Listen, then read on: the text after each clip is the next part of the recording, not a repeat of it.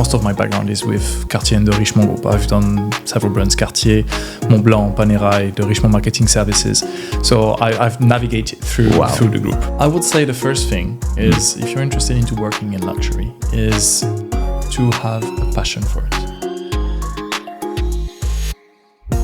When you manipulate a high jewelry piece, I mean, sometimes you have 1 million euro, 2 million euros or above of a necklace in your hands. It's something beyond the value that you feel. You understand why there is this value in this piece. Millionaires are made with real estate, but billionaires are made with private equity. Explain more. Private equity for the non-initiated is... For the non-initiated. That sounds luxury to me. Private equity is the acquisition of equity, so giving money to a company for them to grow in exchange of shares of the company. I'm Carlo Pignataro, and this is a new episode of Lux and Friends. Luxury, as an industry, has many faces. When thinking of luxury, some people portray in their mind fashion, others jewelry. For some, it's all about exclusive experiences. Others are into art or the finest wines and spirits. Many products, services, and categories belong to luxury. And yet, only a few professionals have managed to navigate this vast and fascinating territory in its various dimensions. My guest today did just that. Previously at the helm of the high-end jewelry division of legendary brands like Cartier and Dior, Eliott Collin, a man of superb taste and vast experience, has shared with me in this interview a behind-the-scenes worth listening to. And he's brought me to one of the most secret, inaccessible, and exclusive luxury frontiers, private equity. Eliott, I'm delighted to have you on Lux and Friends today. Thank you very much for having me, Carlo. Listen, you have had the opportunity to work with some incredibly prestigious companies. And now I'm thinking luxury companies, heritage luxury companies like Cartier and Dior, and many more. You will tell us more about it. But also another company that, although is not strictly within the luxury domain, is often perceived as such, Tesla. Yeah. To get down to business immediately, can you outline, in your experience and as per your perception, the differences between those two worlds that somehow merge in people's perception? Yeah, absolutely. So indeed, I've done most of my experiences at Cartier. Most of my background is with Cartier and the Richemont group. I've done several brands, Cartier, Montblanc, Panerai, the Richemont marketing services. So I've navigated through the group. Cartier is a brand that I hold in my heart.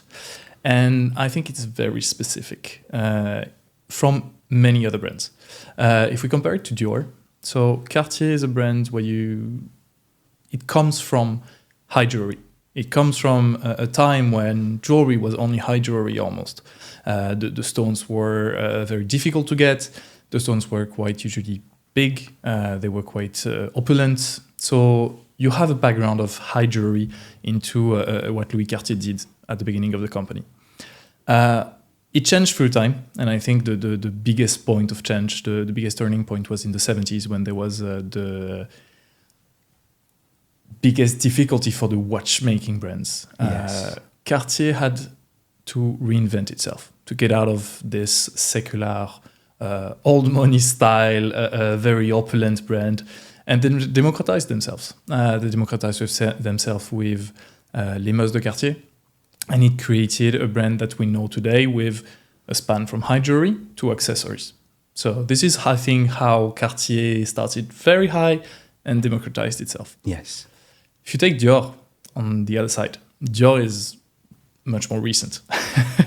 Dior is from the 50s. Yes. So if you take what Christian Dior did, Christian Dior saw an opportunity at the time where there was a lot of consumption. It was the era of consumerism, the 60s, 50s, 60s. Dior arrived and democratized a part of luxury directly from the beginning of the brand. It acted a bit as the Charles Frederick Worth of the 20th century. So Dior is very different in that because it stems from trying to touch as many people as possible, even through a luxury product.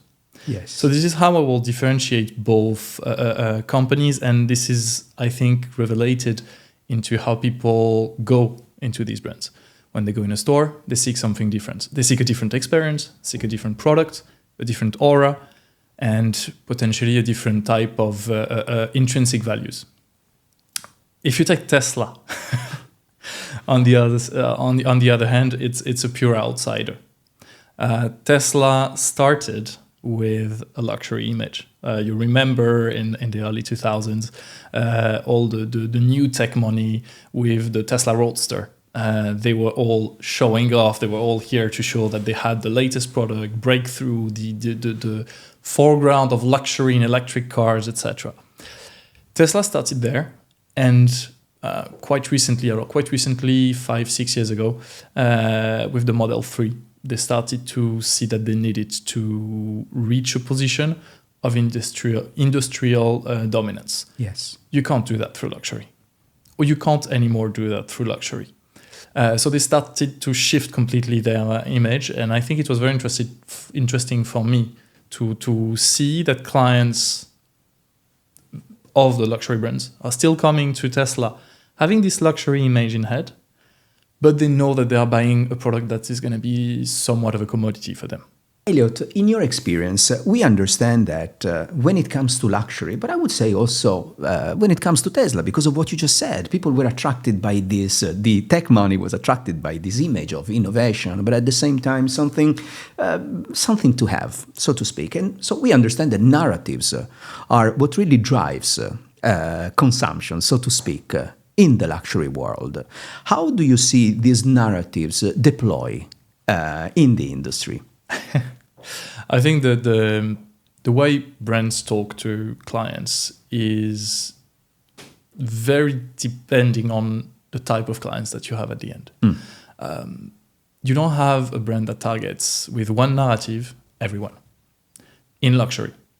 They have a different type of way of speaking to different type of clients, meaning you have different segments of clients. For the sake of it, let's take a few segments that we're gonna cut. Okay. For the luxury brands on their behalf. Yes.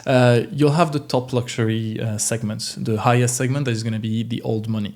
Yes. The old money is looking for something that they've always had in their life. They're looking for continuity. They're looking to live in a brand and to consume a brand that is gonna be making them feel as they felt when they were younger. They probably were born knowing Hermes and what a Birkin was before they knew what Zara was really. So a segment that needs a narrative of continuity. You take then just under or just aside, you take in the very high luxury segment, you take the new rich. We were talking about Tesla earlier. The new rich, we've seen that in several parts of the past 30 years. Post-USSR, Russians had a very, very not hedonistic, conspicuous consumption. We've seen that in the 2010s with the Chinese consumption. We still see it. Actually, we're in Dubai. We see it today in Dubai with all the world coming and having this kind of conspicuous consumption. I think these people consuming this way are the new rich. And they are looking for a narrative that is going to be about status. They try to look like the old money people. And they want to show off. Yes. They want to live in this permanent luxury and permanent shine. But the old money people don't want to look like the new money people. Absolutely. So how do we go agree. around that? I think it's you will find it in some brands that will specifically talk to some to a segment, so to the old money people. Then you have some brands that will specifically talk to the new rich. But overall, all brands are mixing their offer so that they can talk a little bit to one, a little bit to the other.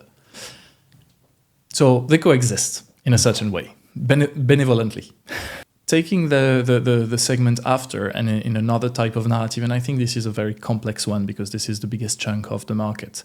It's all the mid-luxury level. Mid-luxury level is not necessarily about consuming low entry products. It's really the mid part, the people that dress in brands with or without a logo, but not in a global way, meaning they are also buying a lot of entry brands, of accessible brands, and they do a mix.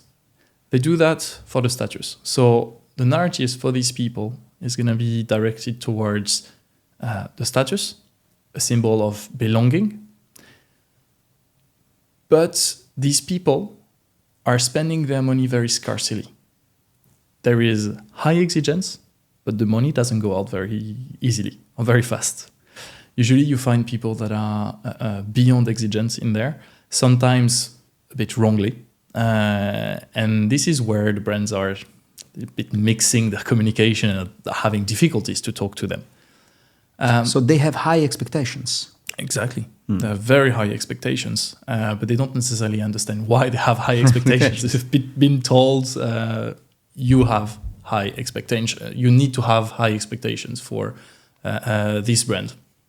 Since you have worked with those brands and you have personal experience, do you have an anecdote, an episode from your life where you either met an old money customer or a new money customer or a middle level luxury consumer that you would like to share with our audience? I do.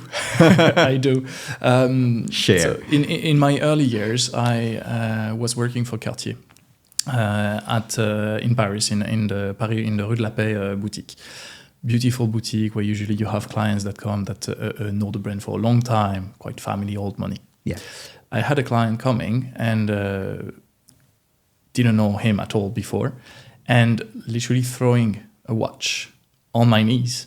So wow. the watch actually bounced on the table and falls on my knees, so no wonders why it could have been broken in the end.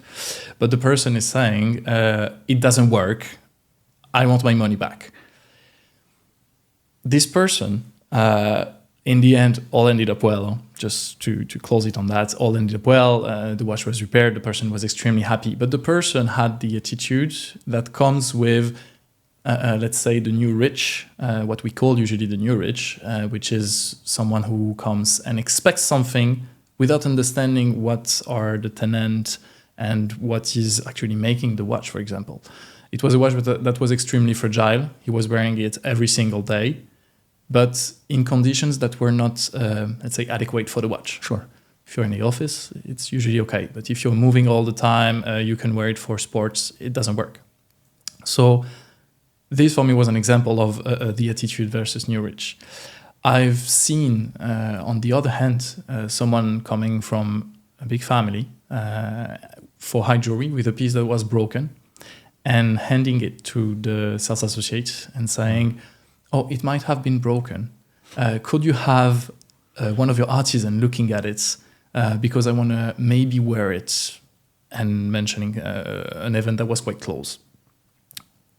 This person knew that it takes time to repair the necklace, knows that it's the artisans, so has the interest in the brand and the respect towards the brand, and tries to set up a date, which she doesn't know if it's going to be possible or not, but tries to push a little bit forward for herself. I mean, bringing the cover to herself.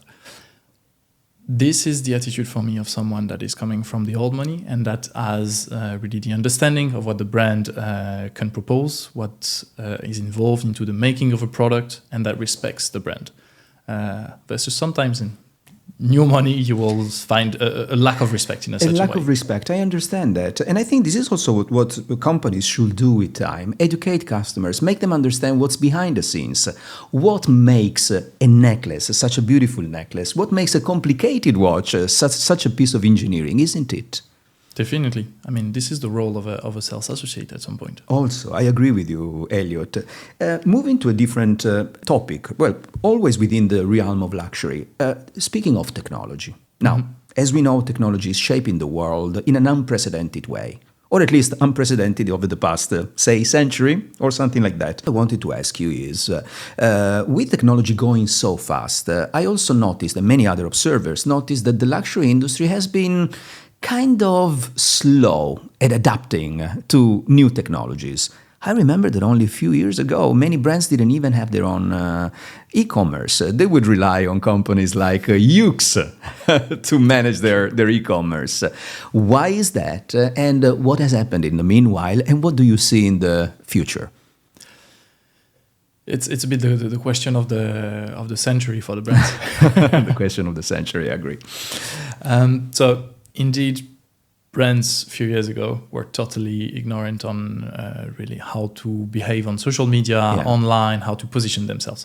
I think they did really good to, let's say, put a foot in it. They're failing quite drastically on some aspects. What, on my experience, I see on social media, they are mastering a big part of it because it comes to image. Luxury is a world of image. It's a world of show. It's a world of look. Have you ever seen an Hermes commercial? Yes. You see, on an Hermes commercial, you have for a scarf, butterfly. You have all the codes of the maison. You understand that it's much deeper than a scarf. It's something that you transmit. You have the heritage, symbol, etc. So luxury is a world of image. So on social media, it's kind of work. But on social media at the same time, when and how are the brands talking to the clients? They almost are not. There's something quite interesting. Go on high jewelry brands and look at the comments and look at who is the brand answering. There's something that kind of shocks me in a way, because you will see that the brands are answering to clients that might be interested in a product, but someone speaking about another product or something related to the brand itself will be completely forgotten. I think for a brand, if you start talking on social media, you have to answer everyone, or you don't talk to them. It can give some situations that are quite interesting. For example, Dior recently has been managing pretty well such a backlash on social media because they were not answering, because they were answering by official ways and not trying to play with one or two clients, which they should not do, and they were right in that. So I think they are mastering a part of social media, but they're not completely into it. When it comes to, you mentioned it, AI, artificial intelligence, I think that brands are taking a way that is not necessarily correct, because today they try to replace instead of using to benefit the sales associates that are in the store, facing the clients, creating a relationship. I talk to ChatGPT on a daily basis, and I don't feel a connection to ChatGPT. So I will never buy high jewelry with ChatGPT. Talk to mine then. Yeah. So when you come to a store, you need a sales associate. That this person is helped with artificial intelligence to know when you are more inclined to buy, when you can spend more in the year, etc. What are your purchasing habits? What is the next products that you can potentially like? I say yes, but brands are trying to remove the sales associate from the equation. So that's where I think they are, for many of them, failing. And this is where you and I may, I would say, friendly disagree. What do I mean with that? Like you, I support, defend as much as I possibly can the existence, the true existence of a sales associate in a boutique, because I think it's necessary, and I also have consecrated part of my professional life in, educating them. But I do think spending so much time, like you, on ChatGPT and other large language models, that they are incredibly raising the bar in terms of knowledge and conversations. What I'm trying to say, Eliott, is unless someone in the store is really able to provide an added value, be it emotional, be it human, be it cultural, be it, you name it, but unless they provide a human added value, then do we really need them going forward? And I'm not saying they shouldn't be there. I'm just saying they should be better. They should be better, but this is why I say that they should be trained to use these tools adequately, and they should be provided these tools adequately. I've seen in some of the brands that I worked for, people blindly following what their phone was saying instead of having the mindset of using that as an information that they have to change and channel towards the client. I think the human aspect and the human sensitivity will never ever be replaced by any AI model. Hopefully. So before we move to the next topic, I wanted to ask you this. You have navigated, so to speak, the luxury industry quite extensively. You had a variety of jobs with a variety of companies, and you know that many of our listeners and viewers are either working in the industry or are interested in the luxury industry or would love to join the luxury industry. Do you have any suggestion, any tip for them? What does it take to be successful as you were in the luxury industry? I hope I was, actually. I would say the first thing is, if you're interested into working in luxury, is to have a passion for it. A passion for it doesn't mean that you're interested into expensive items. It doesn't mean that you're interested into showy items. It's because you have a passion for the true intrinsic values that are being carried by the luxury brands. I always worked with a strong passion for high jewelry, a strong passion for watches. When I was touching a necklace or a high watchmaking piece, I was feeling the craftsmanship. I was really seeing it as it was conveying values. It was conveying a message, not just towards the client, but towards everyone that looks at it and that lays eye on it.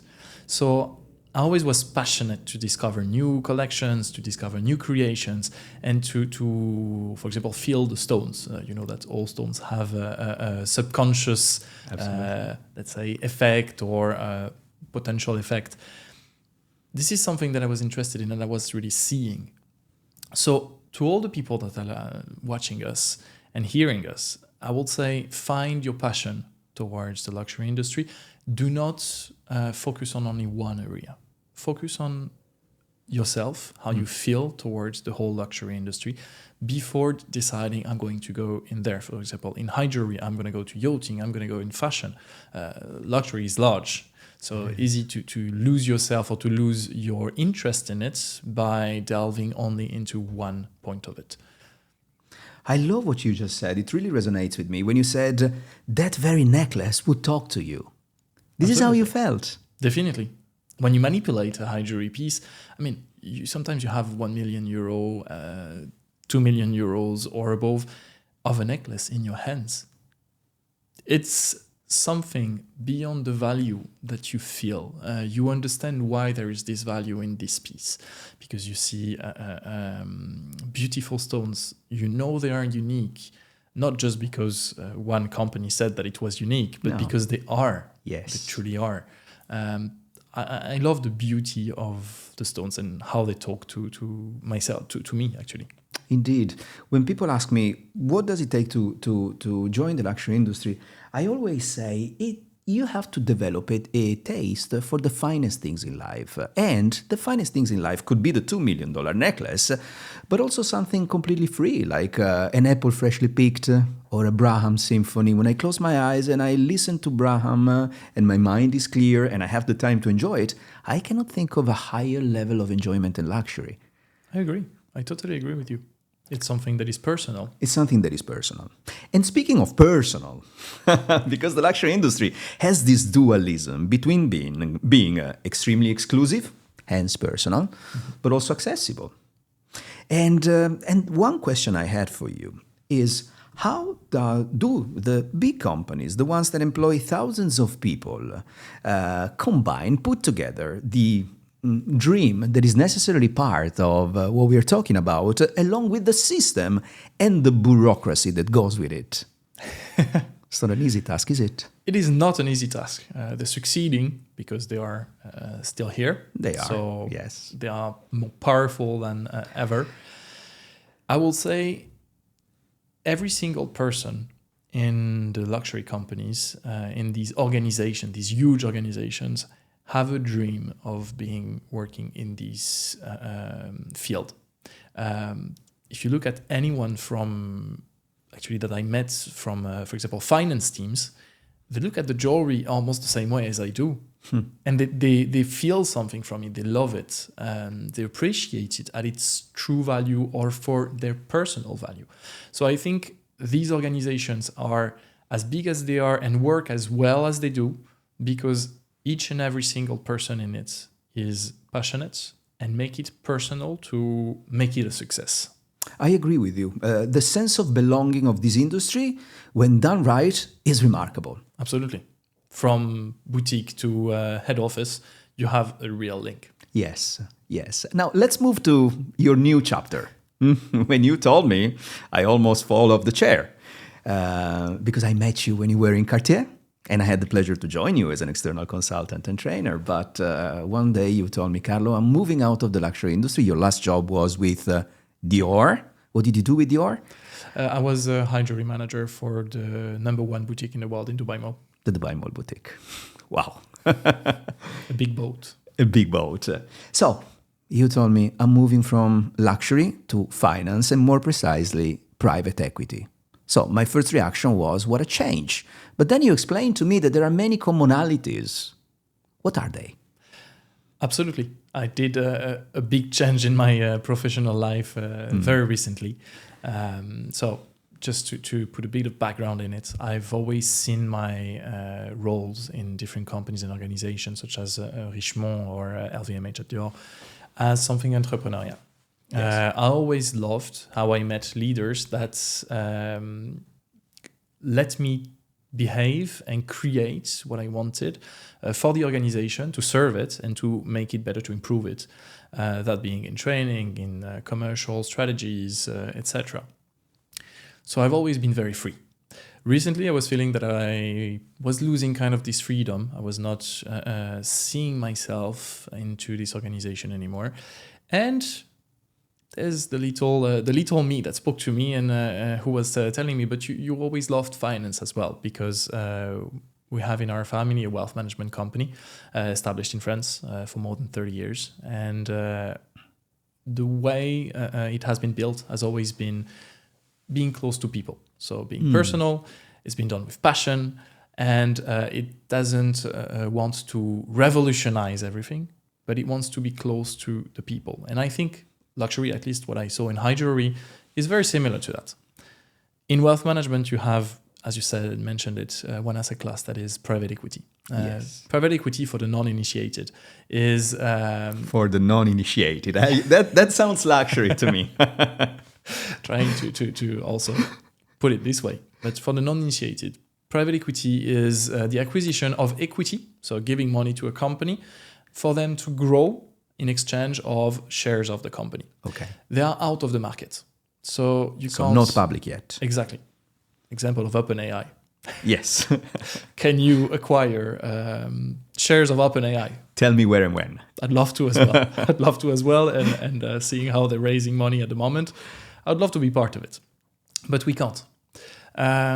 That's one big element. Yes. The big elements for me, the first one is the entry barrier. In luxury, same when you want to buy a Birkin, you go to the store, you ask for a Birkin, you will not get a Birkin.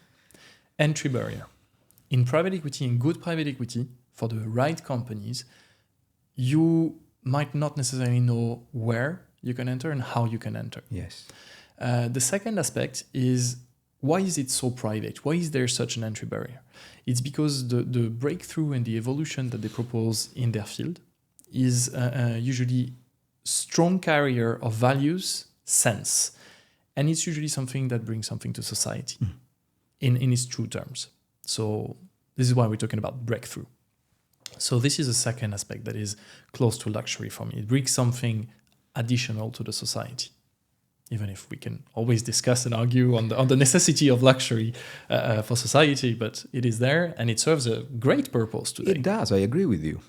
But let's delve deeper into private equity. Yeah. Because I remember you told me millionaires are made with real estate, but billionaires are made with private equity. Explain more.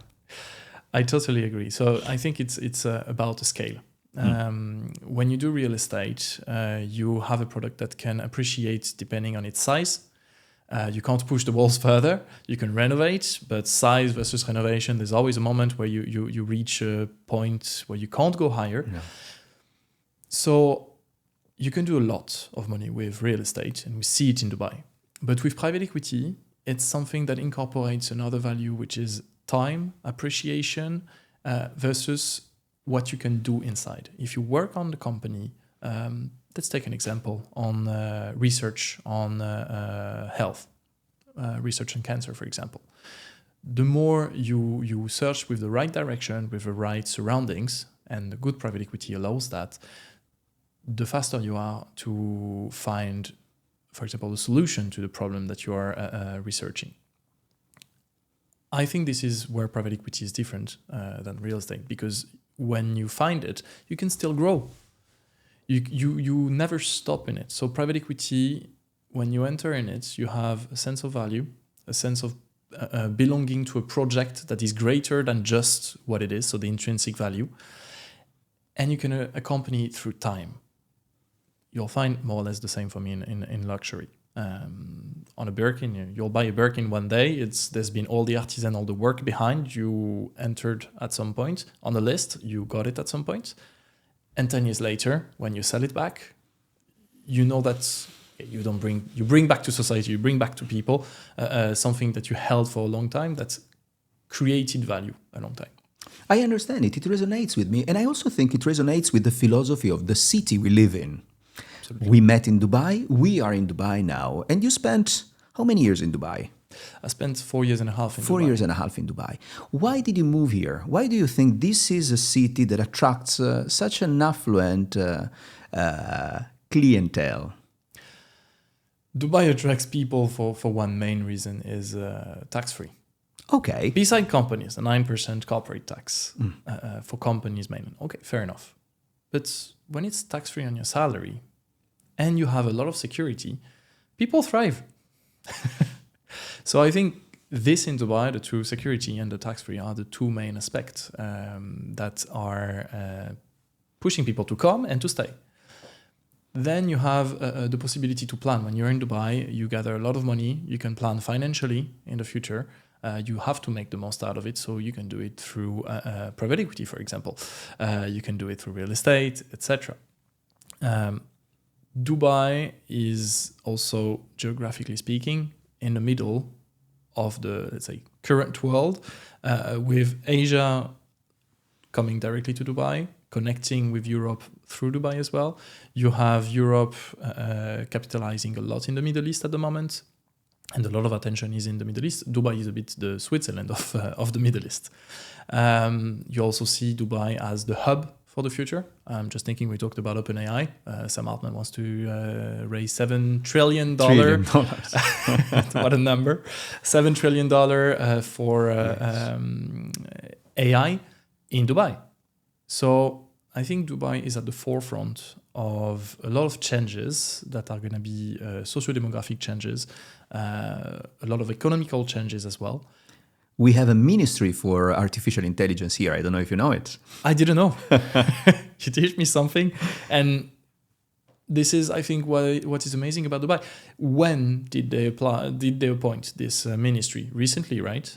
Yeah, a few years ago, recently. So very recently.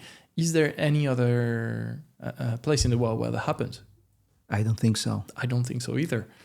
And I was in a conversation with another guest of the podcast who recently moved from New York to Dubai. And he told me that he can feel now the vibe that he would feel in New York 25 years ago. There's creativity here. The city starts attracting not only money, but talent from abroad. Yeah. I agree with you. I see that in one aspect that I missed leaving Europe since I left Europe 4 years and a half ago. It was to be surrounded by art. Today, in Dubai, you see more and more classical art coming through private charity, and they're exposing arts that are from all around the world, but in Dubai, which you were not seeing before, which is a big change, and I think a big positive change towards how the society in Dubai is starting to settle a little bit more, rather than being just coming, leaving. I agree with you. Eliott, as we head towards the end of our, I must say, very pleasant conversation, looking back, now that you are at the pinnacle of your career, you did something significant in luxury, and now you are starting something new. If you look back and could speak to your own 20 years old self, what would you tell him? I will tell him to start doing his things on himself earlier. Really? Okay. I would have started earlier, but I can only say that 10 years after now. I, for a long time, followed the mindset. I think Jack Ma resumed it pretty well. Yes. It's from your 20s, you need to follow someone, a leader. Then in your 30s, you need to give to the corporation as much as possible and grow in a corporation, in an organization as much as possible. Then in your 40s, 50 to 50, you need to find if you want to do things for yourself or work for a company. You've done that for 20 years still. And I got along with this way of thinking for quite some time, even though having an entrepreneurial spirit, thinking, okay, maybe I'll do that later. Today I would say I would follow Warren Buffett saying that you need to work into something that you enjoy so you don't have to work a single day in your life ever again. I think success comes from passion today.